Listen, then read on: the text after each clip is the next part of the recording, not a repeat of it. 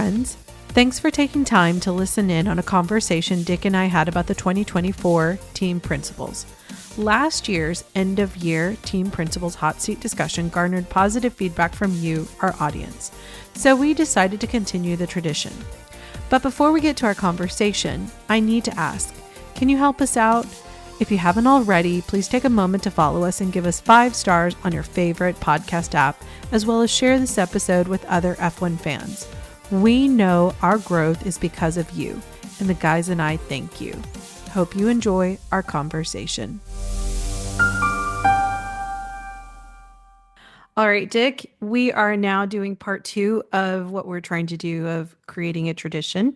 I'm looking forward to this conversation about F1 team principles because I really enjoyed what you said last year and how you could be uplifting but also realistic about what the following year needs to look like and also retrospectively. So let's just go through. We have 10 principles, and obviously you're not Toto or Christian or Fred.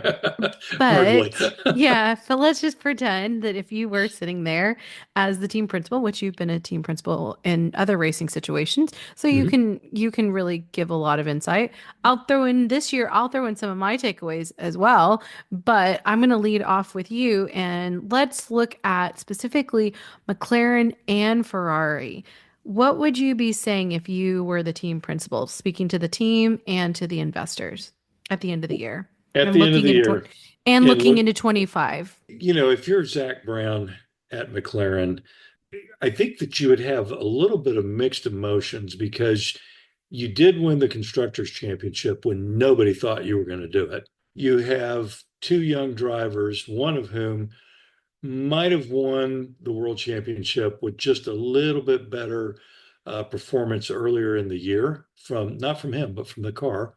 And you have a very precocious talent in the form of Oscar Piastri, who's coming along. I mean, he had a good sophomore year, right? And so you had those learnings there. And certainly his performance was good enough to go with the performance of Lando to win the Constructors' Championship. So, from a financial standpoint, 2024 was a boon for McLaren, although I'm sure that not winning the Drivers' Championship kind of stung just a little bit because usually if you win the Drivers' Championship, you probably win the Constructors' Championship as well. So he can say mission accomplished, but he can't say mission accomplished. It's a little bit of both. So I think it'll be real interesting to see exactly what they do in 2025. I think, if I'm Zach Brown, number one, I think I have 2 very talented, highly ambitious drivers that are going to have to be managed. I don't think it would get to the fratricidal warfare that we saw between Senna and Prost, 30 years ago. But sounds crazy to say that it was 30 years ago, but it was more like 35. But anyway, that being the case, of course, today McLaren is a very different team than McLaren 35, 40 years ago. But I really do believe that they have to keep their eye on the ball. They're going to have to be managing their development pace in 2025 versus new car development in 2026. And I think also if there was an area where McLaren might want to think about improving from an operational standpoint, they didn't always get their pit stops right. When the pressure was really, really on, those pit stops were not as what I call automagic as you might see from, say, Red Bull. And that's because Red Bull, they're seasoned in that, whereas McLaren, to a certain degree, they're still learning how to deal with that brilliant, bright spotlight. On the other hand, with Ferrari, I felt really, really pleased to see the effects of Fred Vasseur and the calming influence that he's had in Ferrari. You just got the feeling that this year, Ferrari was a lot more put together. They didn't have the big strategy blunders, those sorts of things. Now, I will say that those strategy blunders could come back in 2025 if they aren't careful. But, they built a really good car. They developed it well. They had 2 very good drivers. And of course, they had the surprise signing of Lewis Hamilton, which had to have been a distraction from time to time during 2024. But overall, I mean, I think Ferrari did a fantastic job. Going forward for looking at 2025, I guess my big question is, here you are bringing in a seven-time world champion in the form of Lewis Hamilton, who I believe is going to be highly energized and motivated. And he's going into a team that for several years now has been Charles Leclerc's team. Not sure how that's going to go down. But if Lewis is able to get back to his former powers of, being a terrific qualifier and racer, I think it's going to be a real interesting season to see how Leclerc stands up to that kind of pressure. So that's McLaren and Ferrari for me. Yeah, I think those are all really good insights and both reflective as well as looking forward. I think for me, and I guess I don't look at it, I should rephrase. I'm not really going to sit in the hot seat of a team principal, but maybe if I got the privilege of being in the inner circle of a team principal and trying to be giving counsel, maybe as Yep. their lawyer, I Yep. would probably say to both teams as well, this fight between the two of you was not what any of us anticipated in 24, like in the Oh, outside sure. world, right? Right. Right. And I still can't believe it, but it was so awesome that, especially when we talked about this at the end of our race review for the month, that the drivers' championship had already been decided, but thank goodness we had the team in the constructor championship down to the wire. And I wonder if any of us really could have truly seen the way that these two teams came and challenged Red Bull this last year. I know that that was a question ultimately that you had laid at the beginning of the season. Hmm. Would they be able to gain that advantage? And would Red Bull be able to hold on to the advantage they had? And clearly, these two's development war was amazing. And it wasn't even just one team, but it was two. So that's Right. why I'm hopeful, especially at the end of these regs, to see now, is it going to truly be what we, I think, look forward to at this point in a rules cycle of the closeness? So then let's move on to the team that they toppled, and that would be Red Bull. Can I tell you my opinion before I put you in the hot seat? Absolutely. Okay. So I would say is when I look at the team, I go the chickens from their internal fighting have really come to roost is what I felt like as Hmm. I watched the race or Yep. really as I watched the season. And I hope that over the winter break, at last a truce would be able to come amongst the warring factions within the team, and they would be able to focus their energy towards recovery, especially figuring out, whether or not they're going to keep Checo, how to help him with his mental health. If not keeping Checo, who and how the team is going to choose as their driver and to position that person to compete alongside Max well. Otherwise, this is just going to start. My fear is it starts a downward spiral, especially with the loss of Adrian Newey. That I Hmm. just don't want to see the team who had been at the pinnacle for so long to lose what I think had been their winning success. I hope they'll realize that it's just not worth the succession battle that we've been witnessing. So, what Right. about you? Well, I think the story of Checo in large degree probably had a lot to do with the infighting that happened between the various factions, leaders, if you will, at Red Bull. Because remember, it wasn't just Christian Horner versus Helmut Marko. Jos Verstappen was in the middle of this, and he isn't even a member of the team. Right. So there was a lot of distraction going on there. I think, Checo's mentality was not well managed. I don't care, what anybody said. I mean, let's face it, Red Bull has an image problem in that unless your last name is Verstappen, you really are not taken care of by a team. And they've got a history there that is quite, I'm just going to use the word lackluster with their second drivers. I mean, you think about Gasly, and then followed by Albon, followed by Perez, who, let's face it, Max was the world champion in 2021 in no small part due to the work that Sergio did to protect Max. Yeah. And so Formula One's a tough business. I get it, but I don't think Red Bull conducted themselves very well on or off track. And like you said, the chickens came home to roost. I mean, if I'm looking forward, they've had a lot of defections. And you got to wonder how many people just said, you know what, bugger this, I'm out of here because I'm not going to put up with this. We're headed down a path where we're going to wind up losing more than we win. And I don't, I've been to this movie. Will see you later. And so I think they have a new look organization, not just from a design standpoint, in the loss of Adrian Newey, but they've lost a lot of people. And so there's that, and you have a somewhat crippled management now, or at least a management that's trying to find their feet. And if we look at 2026, well, guess what? They've got their partnership with Ford. Now, how do you manage that with a bunch of people who are still trying to figure out what their job is? And so I think if you're Christian Horner, you've got to present a united leadership front to everybody, not only internal to Red Bull, but externally. Maybe the external is even more important than the internal. Yeah.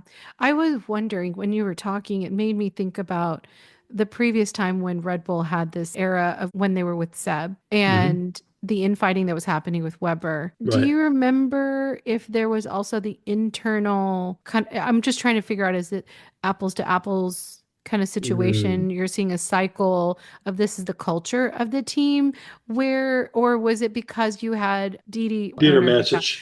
Yes. Matzich. Yep. Right. And that he was able to hold fairly strong as the leader to keep maybe all this underpinning stuff from percolating, and that this truly is more of a succession issue. Do you see where Yeah. my thought process is right now? Yeah. I think his passing probably was the match onto the gasoline, if you will. I think the gasoline had always been there. It just needed an ignition source, and his passing was the ignition source. And so a lot of money, a lot of power, and these guys were fighting for that, for everything they were worth. I think that's really what it came down to. Okay. Well, another team that has been at the top for a long period of time, and now for at least 2 seasons, we can say it hasn't been what they had wanted, and that Right. would be Mercedes. Yep. And so I wonder what your thoughts are if you were Toto and you're having the conversation with the team, Lewis's departure, you're managing that, and you're looking to your investors, your partners, what would you be saying? Well, I would say, hey, look, on occasion, we were very competitive and good enough to win a handful of races this year. There's no question the ground effect regulations have not been kind to Mercedes. They've never gotten a handle on it, but they showed real progress, particularly in races where the air temperatures were cool. They were able to make the car work very, very well. I mean, think about Las Vegas, for example. Very cool temperatures. Hmm. They won. Brands Hatch for the British Grand Prix. It was a cool day there. The car worked well. So I think they're getting closer, knocking on the door. So I think that's a lot that they can be proud of because they've had to overcome a lot. They've gone from the very, very top team to sort of number four in the pecking order, so to speak, and to actually have won this year and in some cases been very competitive. That's got to be encouraging for 2025. And so I think for them, figuring out why their car has been so inconsistent is going to be a big deal for this offseason. And of course, the other part is helping George Russell figure out how to be the team leader and grooming Kimi Antonelli to be everything that they believe that young man's going to be. I think you're right. It's going to be interesting to see what kind of team leader George will Mhm. be. But I really believe that Toto is such a remarkable leader in and of himself that I think that just the force of his personality and the culture that he's developed there at Mercedes, I think that that's going to help George come along quickly as the team leader. And I think it's going to help Kimi Antonelli feel confident that he's got the support of the team and, all those good things that really two people who are young to their roles need to not just survive, but to thrive. So it'll be interesting to see. But I think if anybody's going to do it to bring that out, I think it's going to be Toto or maybe Fred Vasseur. I agree with you. I think you know how much I esteem Toto, and I've Sure. also come to really respect Fred Vasseur as well. Yep. So I would say to them, this year was very hard on pretty much every level, but y'all can do this. Yep. And I don't want you to give up. And you are a championship team. Like that is Yep. not a question in anybody's mind. You've done this. It's just, I think what you said about figuring out why the car hasn't been consistent Yep. is the question, and they have all the tools. It's just getting them all on the same page and working through this. And this just sometimes happens, you know, like even in just regular life. Sometimes it takes you a little bit longer to figure out the solution to a problem. Your Yep. stakes are a little bit higher, a little bit more visible, but I have absolute confidence in the Mercedes team to be able to figure this out. Yep. And if Agreed. not, 25 gets done, 26 resets it. I believe that they can start fresh there too. Like Hmm. I just don't think that this is the end of Mercedes. They Oh have yeah. too much history. Yep. Okay, well, so then another team with history, kind of varied and different, Aston Martin. What would you be saying if you were Lawrence Stroll? Well, if I was Lawrence Stroll, I would say we have invested heavily into this project. We have nearly every tool needed to compete at the very highest levels. We're not there yet. Some of those tools, like their wind tunnel, are just now coming online, but their new modern factory is complete. A lot of the pieces have come into play. The management team has been restructured. They've hired Adrian Newey. All of that took place during 2024. And so now in 2025, they've got some key things that they need to focus on because there are people out there saying that once Newey comes on board full time in March of this year, obviously he's not going to have a hand in the initial design of the 2025 car, but he probably will have a little bit of input in how the car is developed. And so a lot of people are saying, hey, middle of the year, Newey's fingerprints may be on this car, at least for a second iteration, or maybe we call it a B model car, not the A model car. And it would be very possible for them to make the kind of jump that McLaren made and suddenly find themselves capable of contending for wins. And if that happens, they certainly have in Fernando Alonso a guy that can go out and deliver the goods. So some people are saying, don't be surprised if you see Alonso win a race or two in the last half of 2025, which would be amazing for the sport.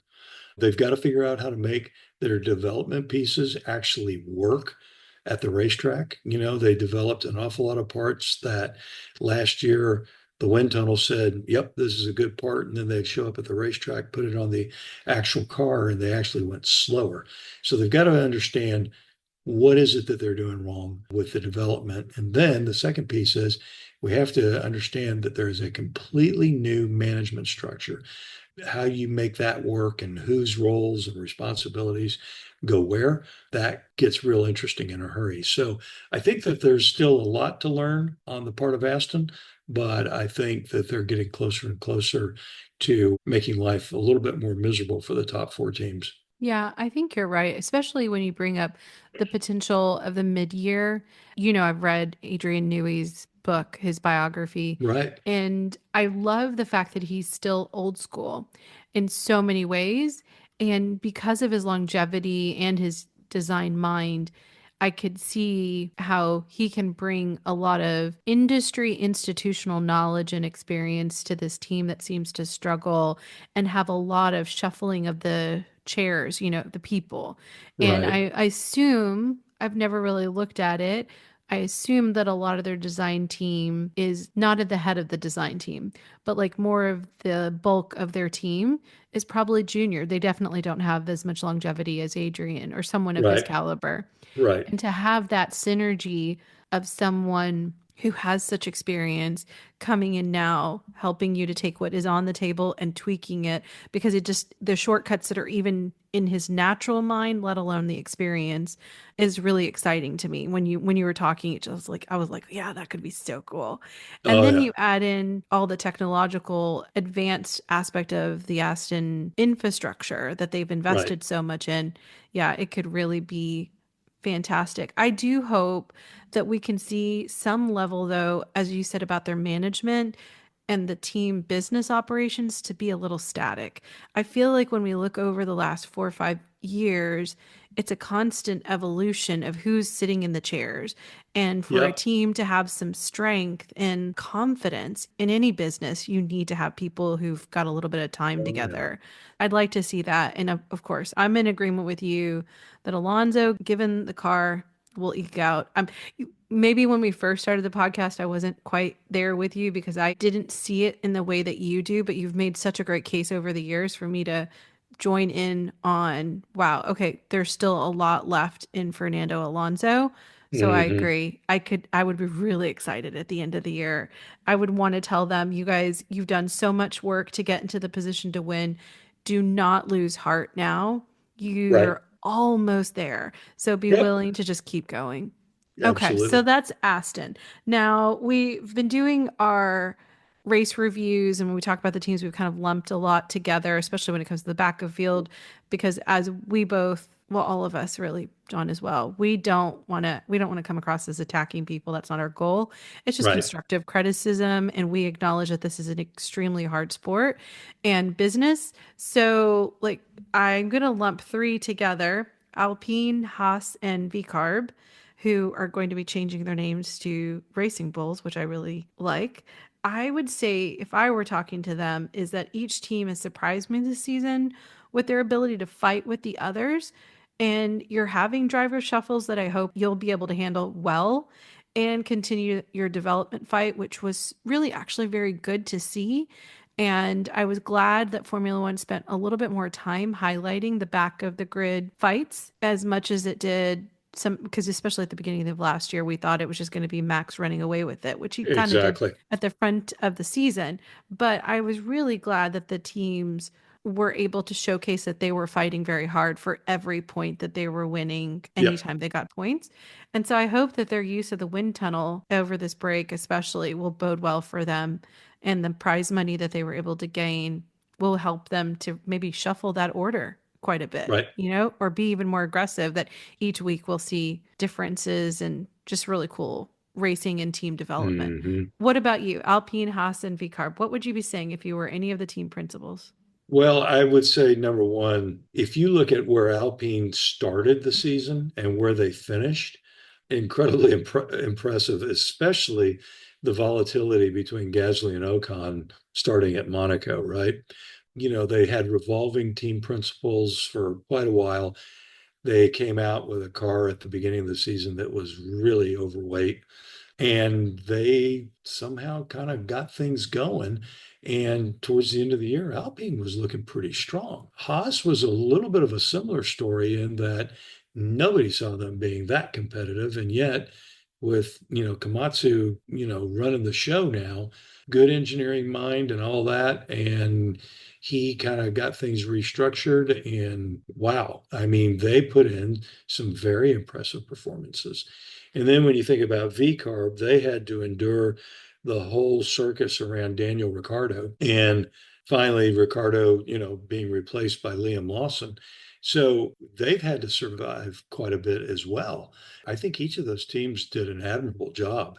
I think of the three, my most pleasant surprise was Haas, but Alpine was right behind them. With VCarb, you got to wonder, there was probably some of the turmoil from Red Bull, their parent, probably trickled down to them a little bit, maybe.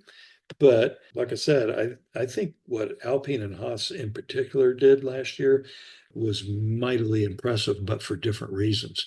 And for 2025, they should now have that stability in the managerial roles that you were just talking about. So I think that's going to pay dividends. I think for Haas, they've got to keep that momentum going around the development. They need to remember that they did a wholesale change. Neither Magnussen, neither of their drivers are coming back, right? And so you've got that to deal with. You've got a guy with a very mercurial temperament, I guess is the best way to put it in Ocon.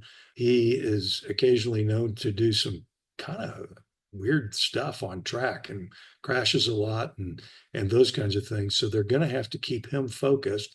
And at the same time, they've got to grow Ollie Bierman, who's probably, so far is showing himself to be quite a talent. So I think it's going to be really interesting to see what those two teams do. And with VCarb, they've got really a very hot tempered driver in Yuki Tsunoda, and having to manage him, who's now the unquestioned team leader. And then they're bringing in Isaac Hadjar, who is known to be pretty hot tempered in his own right. So just managing those two guys could be a full-time headache for Laurent Mekies. So we'll see what happens. I mean, for me, I look at Haas and I just think I cannot wait to see what you guys bring. I really hope that they can only go from strength to strength. But I love what you brought out of they lost the consistency of not having Hulkenberg and Magnussen. Yep. And they have the growing pains that they're going to have of two new drivers, and the way that you laid it out of how different and their needs will be could be that variable. I hope it's not the variable accumulative of variables that cause problems. Like, I think that they managed the transition from 23 to 24 so admirably. I mean, beyond my wildest expectations. Hmm. So I don't want to see them regress. Yeah, me Out of either. Yeah. everything you said, that was the one. Alpine, I feel a little nervous. Hmm. I feel like we just don't know where they're going to go. But Right. I wonder if the reason why they were able to do what they've done is because of some of the changes that brought in some questionable characters for sure, but Right. individuals who have longevity with the sport. Is that part of the reason you think that they've been able Yeah, to somehow eke it out at the end? yeah, I think so. I mean, yeah, I mean, you're right. There's definitely have some interesting personalities at the minimum there at Alpine. The other piece that we haven't talked about is they're also have paired with Pierre Gasly for 2025. They got Jack Doohan, right? And that's going to be really interesting to see how he progresses because he's sort of coming in where the team's kind of like, yeah, we're giving you your shot, but we're not really sold on you. I mean, you just kind of get that feeling. And so, yeah, I don't know, man. It'll be interesting to see how he does. I agree. Okay, so our last two teams, which both I have strong hope for, but I Hmm. also know they have huge hills that they're trying or mountains they're trying to climb, Right. especially with Williams. I'm hoping that 2025 brings all the good for both Williams and Kick Sauber for each of their teams because they really do deserve for things to change. That's the best way for me to put it. Yeah, Carlos coming in, I think I'm really hopeful. absolutely. I mean, if you think about it, like Williams, there was a lot of changes made at Williams that we as fans don't necessarily see. But when it comes out that, like Alpine, the Williams at the beginning of the year, grossly overweight, short on spare parts. And yet then you hear that in the build process at Williams, they were using an Excel spreadsheet with 20,000 line items because that's how many parts it took to build the car, right? And so getting rid of all those old archaic systems and putting them in place and learning how to use them, and all those kinds of things, it can only help to make the team stronger for the coming season. I think that's going to be a big deal. And I'm really hopeful for it. We know that the addition of Carlos is already bearing fruit. He's integrating well. He's working very hard to bring that team forward. He's bringing ideas from Ferrari. And so he is probably going to wind up being the team leader, not Albon, in my estimation. And I think it'll be absolutely fascinating. All the work that they did behind the scenes in 2024, which had to be done, basic blocking and tackling kind of stuff. Now, how do they have these new processes or toolkits, if you will, in place? How does their car look when it comes out the trailer for the first time for the first day of testing in Bahrain? I mean, that's going to be where the rubber meets the road. Now, when you think about Sauber, Audi certainly is starting to put their fingerprints on the team, but they don't become Audi for another year. And so while you don't expect them to suffer through a miserable year like they did in 2024, you don't expect big things from them either. Although we did see Sauber come in with a couple of development packages toward the end of the season that actually worked. And the car was a lot more competitive proposition. But there's things like getting back to the basics, like execute on pit stops, right? Remember all the trouble they had just because they simply couldn't get a wheel nut back on the wheel. And that happened race after race after race. Things like that. that's going to go a long way just to get them ready for 2026. And now that they've got Bonato in place, you have to believe that there's going to be a lot of good things happening this year. But like Williams in 2024, a lot of those things that take place, we probably will not see for another year. And it's just the result of the changes that they're making behind the scenes. So it ought to be fascinating. I'm more hopeful when I look at Williams than I am at Kick Sauer. I don't know Oh, yeah. why. I don't, yeah, you feel the same way? Oh, totally. 100%. Yeah. Yeah. I I'm don't, actually expecting big things out of Williams. I think Williams is mhm, going to be a real problem in 2026, is what I mhm. think. I agree with you. I think it's maybe maybe it's because of the forward facing effort that Valves has put about articulating to those of us externally of what Hmm. they're doing, Hmm. of the confidence of the two drivers I have in them that they're not brash, but they're just Hmm. like people who put their nose to the grind and just get it done. Yep. And like they're also both coming out of the Red Bull Academy, like you know that they have those building blocks there as Right. drivers. And Right. they're also super eager to produce results and show the world that everybody's been undervaluing them. Like that Right. to me makes me feel like they are going to go out there and give it 150%. And then if Yep. the team can clean up all these issues that are happening internally, which the team seems to be very motivated to fix what must have been a very demoralizing situation. Like I can't imagine people were going to the office every day and looking at that Excel sheet and thinking this was the best way to manage it. But it, Yeah. Right. like Exactly. it just doesn't seem like that.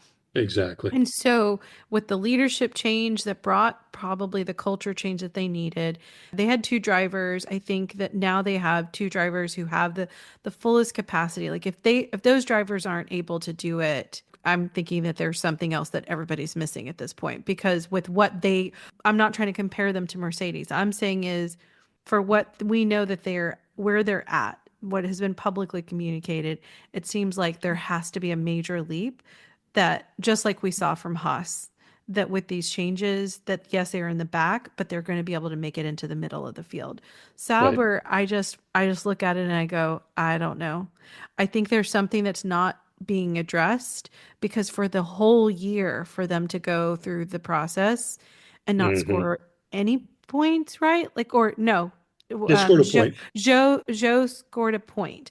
Right. That to me says what's going on. Like there's something Hmm. there that is underlying not being addressed. Either what is it? The buck is being passed on to somebody else, Right. or excuses, or not the right finances, whatever it is.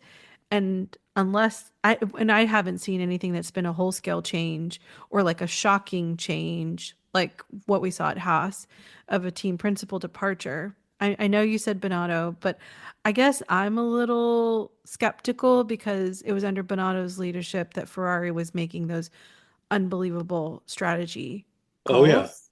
Oh, And yeah. I worry that that same thing, like, I hope that he's taken. So, this is not me trying to attack Bonato. It's just me just saying, is I hope the time away from that situation gave him enough time to reflect and to say, okay, I have a do over opportunity here at Sauber. Take the lessons learned of how I could be a better manager or work with this team. Not saying it's the same situation, but evaluating it honestly and then going, okay, this is what's going to need to be done.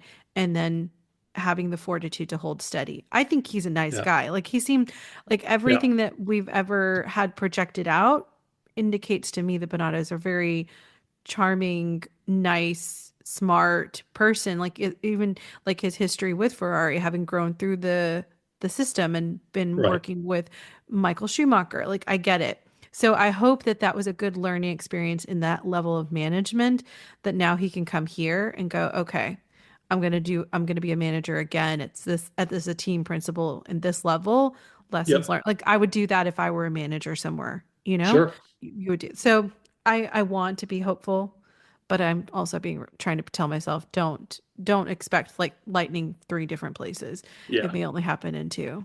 But Yep. I'd be so happy if they brought it up. And I do Yep. and the other thing is I also with Nico coming in, Hmm. I feel a level of excitement that Nico's been in that kind of scrappy situation with Haas for all Hmm. those years. As Right. much as I totally respect Valtteri Bottas, he Yep. came from a team that was at the front of the grid. Yep. And Nico's been accustomed to being in not in those situations. Right. And so I wonder if he can bring the morale boost they're going to need. And then Bortoletto seems like a really scrappy kid as well, very nice. And then he's got Alonso in his background as well. It Right. just seems like you could see it, but just seems like it's going to take a longer run. And I hope they can come fairly quickly at the beginning of the season, figure it out versus putting them through pain for, half the season. I Yeah, I think it's going to be painful all year long, quite Do you frankly. really? I do. Oh, I do. oh But I also gosh. believe better days are coming. And again, like I said, I think that there's a lot of work that has to be done in the unseen. It's the old deal. A tree's got to put down the roots really deep before it can get tall and broad, right? I think Sauber is going to be in that season. We kind of saw that with Williams. We'll see if that tree really grows tall and wide with Williams, but Mm. they've been having to put those roots down too. So they're just Is there ahead of the game. okay, so is there a team in the history of the sport that you could say this is I can kind of see them being like I'm talking about Kick Sauber, that yes, they had 3 years of pain, but then they were able to course correct. Is there anybody like that? Well, in some respects, I think, if you go back and look at Red Bull when they Mm, first came on the scene, I mean, they were not setting the world on fire for a long time. It took them years to get there, but once they got all the basic, personnel and processes and facilities and all that infrastructure, they've been one of the top teams for what, a couple decades now. So I think you can make that argument, and I think Ferrari has reinvented itself multiple times, most notably when Schumacher and Braun showed up, right? mm-hmm. So I think it does happen, and I think it's certainly possible. We'll see what happens. Especially Audi, they're not going to stand for running 10th in a 10-car field. That's for sure. Right. And like Audi and Kick Sauber, I mean Sauber, they have a long history in the sport, Right. right? Yeah. So Right. there's that legacy aspect that they're not going to want to see that tarnished. I mean, it's not nearly as long as Ferrari or Mercedes, but it's still fairly long, if I remember correctly, right? Correct. Oh yeah. Okay. Oh yeah. Yeah. And don't forget the last time that Audi was really, really into the sport, they were running, these hybrid prototypes at Le Mans and places like Mm. that. Mm-hmm. And I mean, I won't say they were unbeatable, but they were darn near unbeatable. Yeah. Right. They know how to Oh, win. yeah. So it's just getting the pieces in. Yep. Okay, well, Dick, this has been a good conversation. Maybe Yep. we should send this recording to the team principals. What do you think? I think so. I think so. They're going to say, who? Who? Right, right. Who? These Americans. Right. Yeah, but I really enjoy when we get to do these kinds of retrospective and positive and affirming, but also, I hope it comes across as intellectually honest to our audience Right. that we're not like just puffery, but we also don't feel the need to bring people down. We'll just be Mm-mm. honest. So, okay. Absolutely. Well, the season will be here sooner than we know it, and I I can't wait. know. I Can can't you? wait either. I'm looking forward to it. It's going to be ought to be an epic season. I It agree. should be epic. I look So, forward to our next conversation, Dick. likewise. Okay, friends, what did you think of our conversation? Drop me a line via email, Sabrina at 2guysagirlandf1.com. Can you help us out? If you haven't already, please take a moment to follow us and give us 5 stars on your favorite podcast app, as well as share this episode with other F1 fans. We know our growth is because of you, and the guys and I thank you. And with that, let me say, we'll keep talking and you can keep listening in because we're just 2 guys, a girl, and F1. For John, Dick, and me, Sabrina, thanks for listening.